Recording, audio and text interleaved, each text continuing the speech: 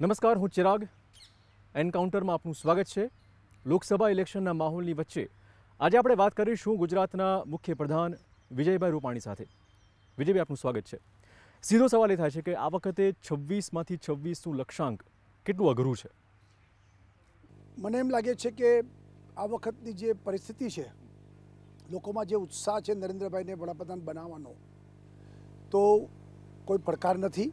26 બેઠક ભારતીય જનતા પાર્ટી ગુજરાતમાં સારા માર્જિન સાથે જીતશે એવી મને તમે કીધું કે નરેન્દ્ર મોદીને જીતાડવાનો જે ઉત્સાહ છે, આ ઉત્સાહ 2014માં પણ હતો અને આપણો ગુજરાતી વ્યક્તિ વડાપ્રધાન બને છે એ પ્રકારનો માહોલ પણ હતો.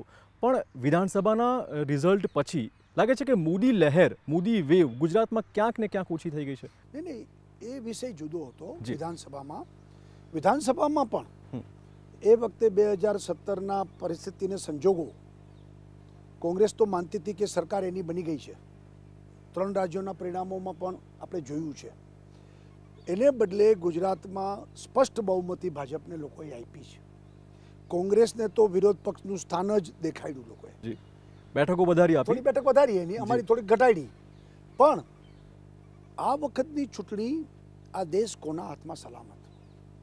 આતંકવાદીઓથી ત્રસ્ત લોકો, નિર્દોષના ખૂબ જાન ગયા. હવે લોકો ઝીરો ટોલરન્સ ઉપર આવી ગયા છે અને એવે વખતે નરેન્દ્ર મોદી જ આ આતંકવાદીઓનો સફાયો કરી શકે. આ દેશ એના હાથમાં સલામત છે. 5 વર્ષ ઈમાનદારી, પ્રામાણિકતાથી આ દેશનું શાસન સંભાળ્યું છે. કોંગ્રેસના રાજમાં 10 વર્ષના યુપીએમાં ભ્રષ્ટાચારોના કૌભાંડોના હારમાળાઓ લોકોએ જોઈ છે. તો લોકોનો ભરોસો વધ્યો છે અને ગુજરાતી તરીકે પણ લોકો ગૌરવ લઈ શકે છે. પુલવામા એટેક પછી ક્યાંક લાગે છે કે આતંકવાદને નાથવામાં કદાચ મોદી સરકાર નિષ્ફળ ગઈ હતી. કેમ? બધું કર્યું જ ને મોદી સરકારે. આટલા બધા કડક પગલાં. એક તો એના બાલાકોટમાં જે કેમ્પો ઉડાડ્યા, JKLF ઉપર પ્રતિબંધ કર્યો, હુરિયતવાળા ઉપર પગલાં લીધા, પાકિસ્તાનને આર્થિક બધું નાકાબંધી કરી. આ બધા પગલાં જે ચાલી રહ્યા છે એ પહેલી વખત આટલા કડક પગલાં આતંકવાદીઓ વિરુદ્ધ સરકાર લઈ રહી છે એ સ્પષ્ટ દેખાય છે. એટલે હવે લગભગ લાગે છે કે વિકાસ અને મંદિર, આ બે મુદ્દાની કરતા રાષ્ટ્રવાદ, એટલે ભાજપના વિરોધમાં જો કોઈ વાત કરે તો એ દેશદ્રોહી છે અથવા તો દેશને એ પ્રેમ નથી કરતો. ભાજપ કોંગ્રેસની વાત નથી. જો એવી વાત નથી. કમનસીબે કોંગ્રેસના ઘણા નેતાઓ પાકિસ્તાન તરફી વાત કરી રહ્યા છે. એને કારણે કોંગ્રેસ બદનામ થઈ રહી છે. આજે સામ પિત્રોડાનું નિવેદન કોઈ દેશભક્ત ને ગમે ન ગમે એવું નિવેદન છે કે ભાઈ પાકિસ્તાનનો કોઈ વાંક નથી, પાકિસ્તાનને આપણે ખોટા બદનામ કરીએ છીએ. આ એને દલાલી કરવાની શું જરૂર હતી? બિલકુલ. આવા સંજોગોમાં કે જેમાં સેનાનું મોરલ ઘટે, દેશવાસીઓનું મોરલ ઘટે. આ બધી વાતથી લોકો હવે માને છે કે કોંગ્રેસ પાકિસ્તાન તરફી છે, કોંગ્રેસ આતંકવાદીઓને બૂસ્ટ આપી રહી છે, ભાજપ મોદી આતંકવાદીઓનો સફાયો કરવા નીકળ્યા છે, દેશ હિતની વાત કરે છે. માટે આજે આ દેશમાં ચિત્ર ઊભું થયું છે. એટલે મારો મૂળ પ્રશ્ન હતો કે ધારો કે કોઈ પણ સામાન્ય નાગરિક પણ જો ભાજપને એ ના ગમાડતો હોય તો એ દેશ વિરોધી થઈ જાય છે. નહીં, કેવી રીતે દેશ વિરોધી? એવું તો કોઈ આટલા વખત આ પુલવામા પહેલાં ઘણા લોકો ભાજપ વિરુદ્ધ બોલેલા છે. તેથી કોઈ અમે કીધું જ નથી વાત. જ્યાં દેશના હિત વિરુદ્ધના નિવેદનો છે. દાખલા તરીકે કેરળમાં કોંગ્રેસે આતંકવાદીના પોસ્ટર છપાવીને મત માંગ્યા હતા. આ બધાને ખબર છે.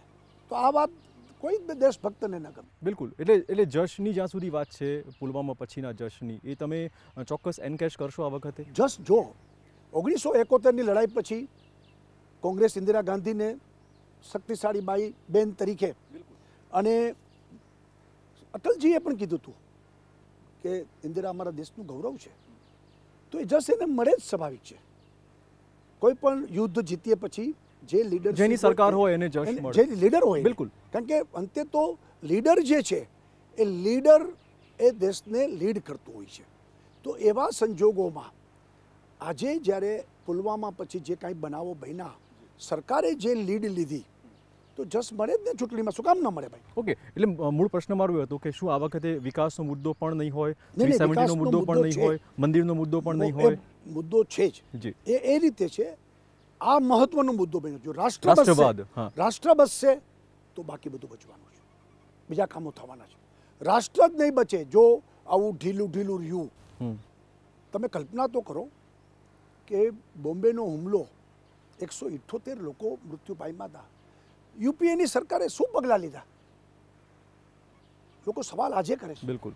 અને પુલવામાના બનાવ કે પછી અગાઉ જે ઉરીમાં બનાવ બન્યા અને જે ઇમિડિયેટ રિએક્શન આપ્યા છે તો એની અસર પડે છે કાકી. અને એ જ કરી શકે કે જેની 56ની છાતી હોય, હિંમત હોય તો. બાકી તો દેખતે હમ સોચતે એનાથી લીડરશિપ ચાલતી નથી, દેશને નુકસાન છે. આખા દેશની જો વાત કરીએ તો લાગે છે કે જે માહોલ છે 26માંથી 26 એટલા માટે પણ જરૂરી છે કે ક્યાંક ને ક્યાંક એનડીએના સાથી પક્ષો છે અથવા તો બીજેપીની પોતાની જે બેઠકો છે એ આખા દેશમાં ક્યાંક ને ક્યાંક ઘટવાની છે અને માટે 26 અહીંથી મેળવવી જ પડશે. આ એક પડકાર છે. ના કે તમે કેવી રીતે કહો છો દેશમાં ઘટવાની છે? બધે જે સ્થિતિ છે તે સારી સ્થિતિ રહેવાની છે. ઉત્તર પ્રદેશમાં 70થી વધુ બેઠકો આવવાની જ છે. ઉલટાનું નડશે ખરી પ્રિયંકા ગાંધી કોંગ્રેસ સમાજવાદીને નડશે. ત્યાં આગળ ગઠબંધનમાં આ લોકોએ કોંગ્રેસને જોડ્યું જ નહીં, કોંગ્રેસને ગણકારી જ નહીં. જી. કલ્પના તો કરો, સૌથી મોટી પાર્ટી કોંગ્રેસને એક સીટ ના આપે ગઠબંધનમાં. આથી કોંગ્રેસની લાચારી પરિસ્થિતિ કઈ હોઈ શકે? હવે કોંગ્રેસ અલગ લડવા પ્રિયંકાને લઈને નીકળી છે. જી. અમે તો ઈચ્છીએ કે મજબૂત થાય તો ત્યાં આગળ જે ભાજપ વિરોધી મતો છે એમાં ડિવિઝન થાય, એમાં ભાજપને લાભ જ છે. બિલકુલ. આપણે વાત કરીશું કે ખાસ ગુજરાત ભાજપમાં જે પડકારો છે એમાં બેરોજગારી, ખેડૂતો, આવા જે મુદ્દા છે આપણે વાત કરીશું. આપણે આ વિશે વાત કરીશું કેમ કે કોંગ્રેસ આ મુદ્દા ઉઠાવવાની છે. આપણે આ વિશે વાત કરીશું પણ તે પહેલા અમે કર્યું છે ના વાત કરીશું પણ તે પહેલા અહીંયા સમય થઈ ગયો છે એક નાનકડા બ્રેકનો.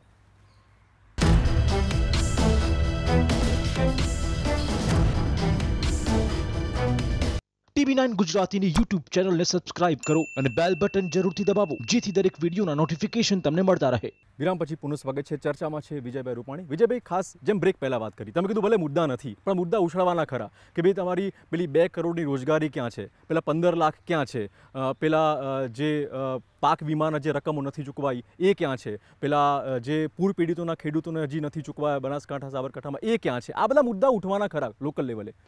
તમને ખબર છે શું છે? આ બધામાં મીડિયાની પણ જવાબદારી છે. એક પૂર પીડિતના પૈસા બનાસકાંઠામાં બાકી નથી, હું દાવા સાથે કહું છું. પાક વીમો બધો ચૂકવાઈ ગયો છે. દર વર્ષે નિયમિત હજી અઠવાડિયા પહેલા 2000 કરોડ રૂપિયા પાક વીમો ચૂકવાનો છે. અરે કહું છું તમને ખબર નથી. કોંગ્રેસ તો જૂઠું બોલે જ છે પણ કહેને વાલે ભી દેવાને સુનને વાલે ભી દેવાને. મારું શું કહેવું સાંભળો, ચૂકવાનો છે. ઉલટાનું કોંગ્રેસના શાસનમાં 4-4, 5-5 વર્ષ સુધી પાક વીમા ચૂકવાતા નહોતા. એનો જવાબ કોંગ્રેસ આપે ને. અમે નિયમિત ચૂકવા છે અને આ 2000 કરોડ રૂપિયા હાઈએસ્ટ છે.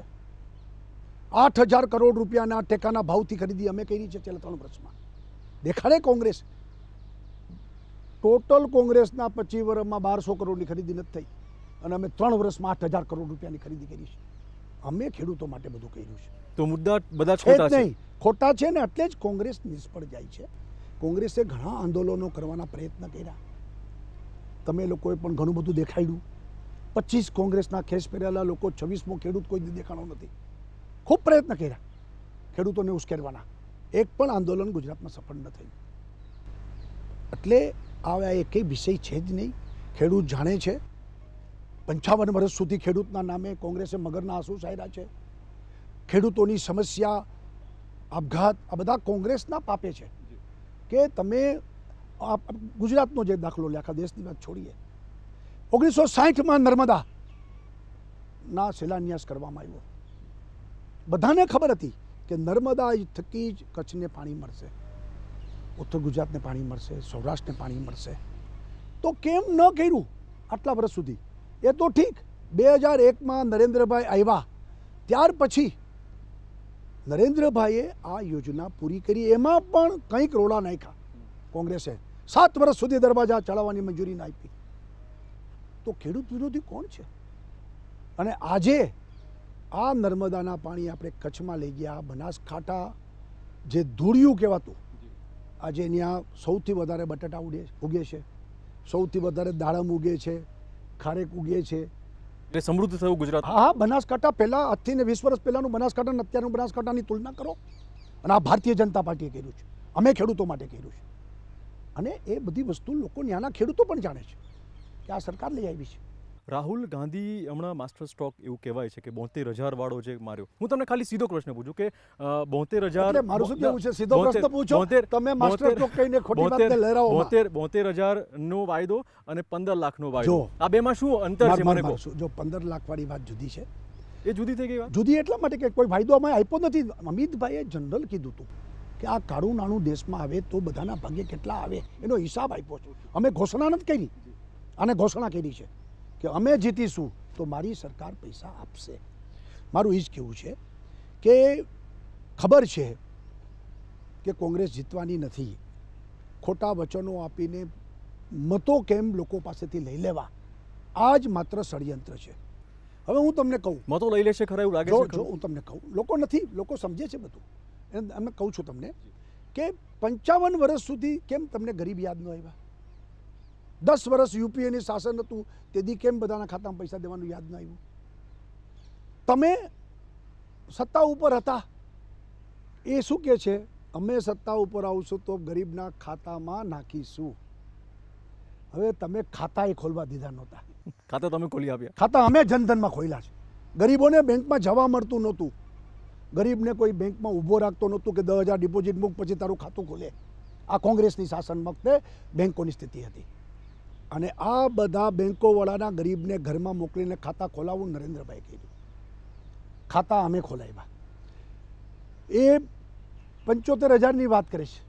એક જ યોજના આયુષ્યમાન ભારત, એ કંઈ ટાટા બિરલા અંબાણી માટે નથી. આયુષ્યમાન ભારત યોજના ગરીબો માટે છે કે ગરીબોના ઘરમાં ગંભીર બીમારી હોય તો 5 લાખ રૂપિયા સરકાર બિલ ચૂકવશે. યોજના અમલમાં પણ લાગુ થઈ ગઈ. અત્યારે 25 લાખથી વધુ કુટુંબોને લાભ પણ મળી ગયો છે. અને દરેક વર્ષે લોકોને મળશે. ગરીબો માટે આ મોદીની સરકાર કામ કરી રહી છે. લાગે છે કે કોંગ્રેસ જે પણ મુદ્દા ઉઠાવીને તમને આપે છે તમારે રિએક્ટ તો કરવું જ પડે છે. પછી ખેડૂતોનો મુદ્દો ના, એટલે તમારે પછી તો કેવી તો પડે ને. ના ના, હું રિએક્ટની વાત એટલા માટે કરું છું કે મીડિયા ના ના, હું તમને શું કહું છું, હું શું કહું છું કે ધારો કે સ્ટ્રોક જેવા તમે શબ્દ જે એ તો આપણે એનો ધારો અર્થ કે ઈ છે જુઓ કે તમે જ વાતને ના વધુ ના, ઉઠાવો. નરેન્દ્ર મોદી કશું કે ના, હું શું કહું અમે છું, જવાબ તો દેવા હું શું પડે કહું છું, ધારો કે ખેડૂતોનો મુદ્દો જવાબ ઉઠાવે. દેવાની હા, વાત હું એ જ કહું છું, તમે જવાબ યોજના તો થકી દેવા જવાબ દો છો એની વાત કરું છું. જવાબની વાત નથી. હું એ જ કહું છું અમે વાદા નથી તો આપતા. પછી મુદ્દા અમે કરીએ છીએ. તો પછી એ મુદ્દા ખાલી ખોટા નથી વાયદા એમ. આપે છે. ધારો કે ખેડૂતોની વાત કોંગ્રેસે કરી હોય અને તમે 6,000 વાર્ષિક આપવાની વાત કરો તો કોંગ્રેસનો મુદ્દો ખોટો નહોતો જેમ. કેમ? શેનો મુદ્દો? એટલે એ જ કહું છું, એનો શેનો મુદ્દો? કયો મુદ્દો? એ જ કહું છું કે ધારો કે ખેડૂતોની સ્થિતિ ખરાબ છે, બરાબર છે, પણ એ કોના કારણે છે? કોણ અત્યાર સુધી દેશમાં હતું? 55 વર્ષ સુધી તમે ખેડૂતો માટે શું કર્યું? એને કારણે સ્થિતિ ખરાબ છે. તમે કચ્છમાં પાણી પહોંચાડ્યા નહીં, તમે બનાસકાંઠામાં પાણી પહોંચાડ્યા નહીં. ખેડૂત દુઃખિત થતો ગયો. સૌરાષ્ટ્રમાં દર 2 વર્ષે દુકાળ પડે. તો નર્મદા યોજના ખબર હતી કે આ સૌની યોજનાથી પાણી ત્યાં પહોંચશે, સુજલામ સુફલામથી પાણી ત્યાં પહોંચશે. તો આ તમે કેમ ડેમ બાંધવામાં રોડાના 7 વર્ષ સુધી યુપીએ રોજગારીનો મુદ્દો પણ પેલી 2 કરોડ વાળી મારો સાંભળી લ્યો. નર્મદા વાળી વાત છે એટલા કેમ માટે. નહીં કે ખેડૂતો માટે તમે થવા જ ન દીધું. એટલે ખેડૂત વિરોધી કોણ છે અને ખેડૂત તરફી કોણ છે એ પ્રજા જાણતી નથી. રોજગારીમાં પણ જી નહેરુએ 45 વર્ષની સૌથી નહેરુએ વાયદો આપ્યો તો આરામે. શું કર્યું તમે? બેકારોની ફોજ વધતી ગઈ. તમારી બધી નીતિઓ ગલત રહી. તમે શું કર્યું એનો હિસાબ ના આપવો જોઈએ. તમે હિસાબ આપ્યો ને 5 વર્ષનો. 2 કરોડ અમે જો પેલા 5 વર્ષ જી સમયગાળો એ સમજી લ્યો અને 55 વર્ષ. 5 વર્ષમાં શરૂઆત થાય, 10 વર્ષમાં આગળ આપણે વધીએ. અમે 5 વર્ષથી જ છીએ, એ 55 વર્ષથી હતા.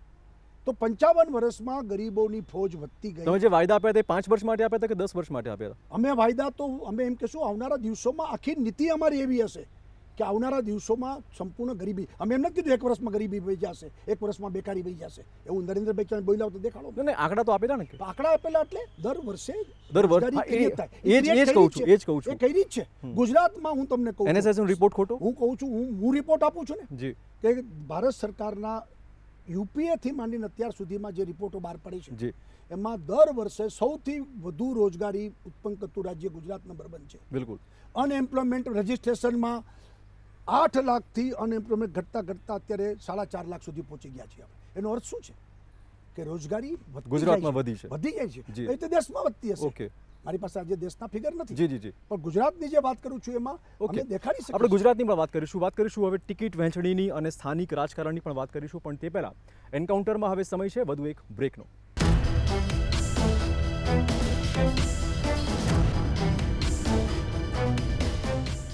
TV9 ગુજરાતીની YouTube ચેનલને સબસ્ક્રાઇબ કરો અને બેલ બટન જરૂરથી દબાવો જેથી દરેક વિડીયોના નોટિફિકેશન તમને મળતા રહે. વિરામ પછી આપનું સ્વાગત છે. વિજયભાઈ, સ્થાનિક મુદ્દાની વાત કરીએ તો સૌથી પહેલાં તો પક્ષ પલટાનું ગણિત સમજવું છે. પરસોત્તમ સાબરિયા, એની પર કેસ હતો, એ સારા થઈ ગયા. પછી જવાહર ચાવડા, એ નરેન્દ્ર મોદીને એલફેલ બોલતા હતા, એ સારા થઈ ગયા. આ ઉપરાંત પછી જે પણ નેતાઓ, શામજી ચૌહાણની જ વાત કરીએ, ગઈકાલ તમે એને ખેસ પહેરાયો, એણે એવું કીધું હતું કે ભાજપને કોળી સમાજનો આગેવાની મળતી જ નથી, એ પણ હવે સારા થઈ ગયા. આ ગણિત છે શું? જો પહેલાં તો કોંગ્રેસના ધારાસભ્યો કોંગ્રેસ છોડી રહ્યા છે. જી. કોંગ્રેસના આગેવાનો કોંગ્રેસ છોડી રહ્યા છે. તમે ભેળવી રહ્યા છો કે છોડી રહ્યા છે? એ છોડી રહ્યા છે. પછી ભેળવવાનો સવાલ આવે. છોડે ને તો ભેળવી ક્યાંથી? તમને છોડે ફોન નહીં તો કરે કે ભેળવી અમારે આવું છે, ક્યાંથી? અમારે આવું છે. એટલે પહેલું છોડવાનું છે. છોડવામાં મને જે દેખાઈ રહ્યું છે એમાં લોકો કોંગ્રેસની નેતાગીરી ઉપરથી ભરોસો તૂટતો જાય છે. તમે કલ્પના કરો, શામજી ચૌહાણ ગઈકાલે જ એવું કીધું કે હું ખાલી બસ પહેલા હું મારી પૂરી વાત, તમારા સવાલનો જવાબ. Okay okay. જવાહર ચાવડા, કુંવરજી બાવળિયા, આ બે નેતાઓ સૌરાષ્ટ્રના દિગ્ગજ નેતાઓ કહેવાય કોંગ્રેસના. જી. 5 ટર્મથી ચૂંટાયેલા છે, એટલે 25 વર્ષથી આ ધારાસભ્યો છે. તમે માનો છો એ કોઈ એમને કોંગ્રેસ છોડતા હશે? બહુ તકલીફ પડે તો જ કોંગ્રેસ છૂટે. જેમ દાખલા તરીકે ભાજપનું કોઈ સિનિયર નેતા 5 ટર્મ ધારાસભ્ય રહ્યો એની ભાજપ છોડે તો ખાલી કોંગ્રેસ એને લઈ ગઈ છે એવું નથી હોતું. અહીંયા કાંઈક તકલીફ હશે તો જ ગયા હશે ને. તો આવા દિગ્ગજ નેતાઓ, અને જવાહરભાઈમાં તો મને બરોબર યાદ છે કોંગ્રેસવાળાની બાઈટો, શૈલેષ પરમારની વિશેષ મારા મિત્ર છે, એને આશ્ચર્ય વ્યક્ત કર્યું હતું કે ભાઈ ગઈકાલ સુધી અમે એક મિટિંગમાં ભેગા હતા, અમને સમજાતું નથી જવાહરભાઈ જેવો સન્નિષ્ઠ માણસ, અમારો જૂનો પાયાનો, એને કોંગ્રેસ શું કામ છોડી? તમે લાલચ આપો છો ખરા? કહું છું કોઈ કોઈ એવા લોકો નથી જે લાલચુ હોય. આ જવાહરભાઈ ને કુંવરજીભાઈ જમીનના માણસો છે, 5 ટર્મથી ચૂંટાયેલા છે. એ કોઈ લાલચુ લોકો શામજી નથી. એવું કીધું કે મને કોંગ્રેસમાં લઈ ગયા હતા ત્યારે ટિકિટનો વાયદો કર્યો હતો, હવે ટિકિટ નથી આપતા એટલે મારે જવું પડે છે. પહેલા આ બંનેની ચર્ચા કરી લઈએ આપણે કે આ બંને લોકો એક વરિષ્ઠ નેતાઓ છે અને જસદણની ચૂંટણીમાં આખી કોંગ્રેસ ચોટી હતી.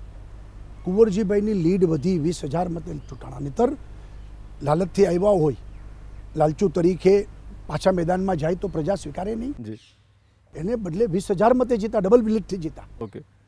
સવાલ એ છે, શામજીભાઈએ કાલે એમ કીધું છે કે કોંગ્રેસે લાલચ આપી હતી. હા, એટલે લાલચમાં ગયા હતા. કોંગ્રેસે લાલચ આપી હતી કે તમને સંસદની ટિકિટ આપીશું.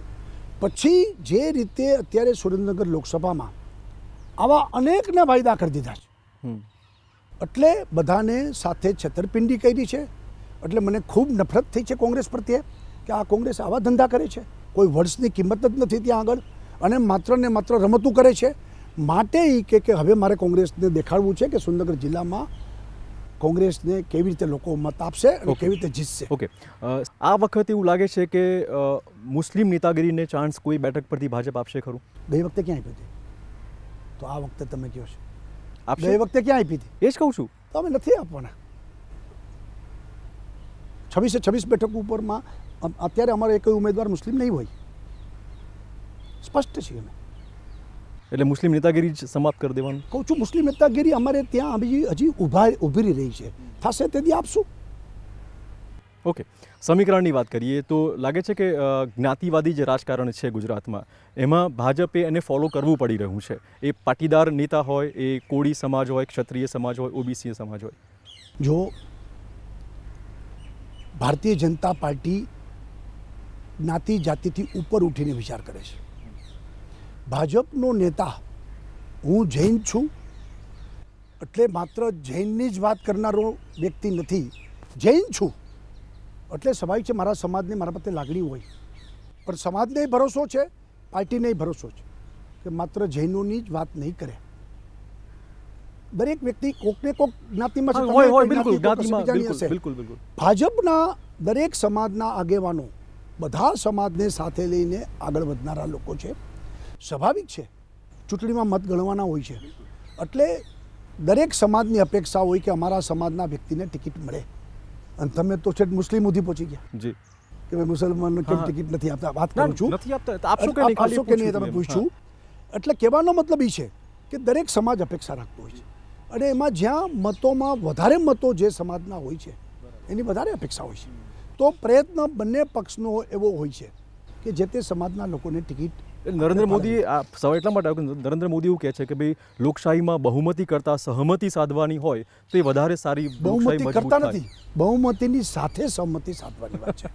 બહુમતી તો જરૂરી લોકશાહીનો પાયો, સમજી ગયો, બરાબર લોકશાહીનો છે. પાયો છે, પણ બહુમતીની સાથે સહમતિ થાય તો એક વધુ સારું બને. અમિત શાહનું શું ગણિત અહીંયા લોકસભા લડાવવાનું? અમિતભાઈ ગાંધીનગર વિસ્તારના જ બૂથમાંથી મોટા થયેલા કાર્યકર્તા તરીકે 5 ટર્મ ધારાસભ્ય એ વિસ્તારમાંથી જ થયા છે. બીજું, આ સીટ પરંપરાગત રાષ્ટ્રીય નેતૃત્વ લડતી આવી છે. અટલજી, અડવાણીજી, પછી અમિતભાઈ રાષ્ટ્રીય અધ્યક્ષ તરીકે આવ્યા છે. એટલે એમની સામે પડકારોની થોડી વાત કરીએ તો જે પાટીદાર વોટ બેંક, જે એમને જનરલ ડાયર બધા કહેતા હતા પાટીદાર વોટ બેંક, ગુજરાતમાંથી એમને કોઈ પાટીદાર કીધું નથી, જવું પડ્યું હતું ગુજરાતમાંથી. આ બે જે મુદ્દા છે એ બે મુદ્દા પહેલા હું બસ સ્પષ્ટતા કરતો, કોઈ પાટીદાર એવું કહેતું નથી. માત્ર ને માત્ર અમુક ટોળકી જે આંદોલન ચલાવે છે એ લોકો જ આ વાતો કરે છે. અમિતભાઈ વર્ષોથી આ સમાજ વચ્ચે જ ચૂંટાઈને આવ્યા છે અને હજી ચૂંટાશે. અમદાવાદનો આખો આ વિસ્તાર ગાંધીનગરનો ભારતીય જનતા પાર્ટી 17માં પણ એ વિસ્તારના અમારા જ ધારાસભ્યો ચૂંટાણા છે. એટલે ક્યાંય આ વાત છે જ નહીં. અમુક લોકો ચલાવે છે અને મીડિયા એને ફૂંક મારે છે, એથી વિશેષ આમાં વિશેષ કશું નથી. નંબર 2 કે તમે જે કીધું બીજો મુદ્દો, હા શું કીધું? ગુજરાતમાંથી જવું પડ્યું હતું એ તો કોર્ટે જ્યારે નકલી મેં બે પડકારો જ ગણાવ્યા કે આ બે પડકાર છે કે નકલી નહીં. એન્કાઉન્ટર કેસ જે સુપ્રીમે કાઢી નાખી વાત, બિલકુલ સીબીઆઈ અને કોંગ્રેસની સાજીશ હતી. અને કોંગ્રેસના લોકો તો ફ્લોર ઉપર બોલેલા છે કે અમિત શાહને અને નરેન્દ્ર મોદીને અમે જેલના સળિયા પાછળ ધકેલ દેશું. આ કોન્સ્પિરન્સીમાં અમિતભાઈની ધરપકડ થઈ હતી અને ગુજરાતમાં જામીન મળ્યા ત્યારે એમ કીધું હતું કે તમારે ગુજરાત બહાર રહેવાનું છે, અને પછી સુપ્રીમ કોર્ટે એ વિષયમાં નિર્દોષ જાહેર કર્યા છે. એટલે એ વિષય કોઈ ઊભા જ નથી. અંતિમ ક્વેશ્ચન વિજયભાઈ, કે હવે ગુજરાત ભાજપાની વાત કરીએ તો ગુજરાતમાં કયા મુદ્દાઓ આગળ ધરીને તમે વોટ માંગશો? કોંગ્રેસને આ ભાંડશો કે ચૂંટણી પછી રાષ્ટ્રીય ચૂંટણી છે, રાષ્ટ્રના મુદ્દાઓ જ આ ચૂંટણીમાં રહેશે. ભારત કોના હાથમાં સલામત? જી ભારત સાચી દિશામાં વિશ્વમાં સ્થાન પ્રાપ્ત કરે, ભારતના 125 કરોડ લોકોનું કલ્યાણ જી કોણ કરશે, કોણ આ દેશનો વડાપ્રધાન બને, આ જ બધા મુદ્દાઓ આ ચૂંટણીમાં રહેશે. છેલ્લે મતદાન એ વધુમાં વધુ થાય એ બહુ જરૂરી છે. અમારા ઓડિયન્સને ખાલી વોટિંગ અપીલ આપ કરી દો. TV9ના સૌ દર્શકોને વિનંતી છે કે તમે તો મતદાન કરો જ, પણ તમે બીજાનું પણ મતદાન કરાવો. લોકશાહીમાં મતદાન આવશ્યક છે, એક પવિત્ર ફરજ ગણવામાં આવે છે. લોકશાહીમાં ચૂંટણી એક ઉત્સવ છે, આનંદથી ઉમંગથી ઉજવવો જોઈએ. અને સૌ પોતાના મતનો પવિત્ર અધિકાર ઉપયોગ કરે તેવી આપ સૌને હું વિનંતી કરું છું. સમગ્ર ગુજરાત આખા દેશમાં હાઈએસ્ટ મતદાન કરે જી તેવી આપના મારફત બધાને અપીલ કરું છું. Vijaybhai, thank you so much. આપનો આભાર. આ તમામ ચર્ચા જોઈએ કે 23 મે હવે 26 બેઠક હશે. જોઈએ તો એન્કાઉન્ટરમાં અત્યારે બસ આટલું જ. વધુ સમાચાર માટે આપ જોતા રહો TV9 ગુજરાતી. રજા આપશો. નમસ્કાર.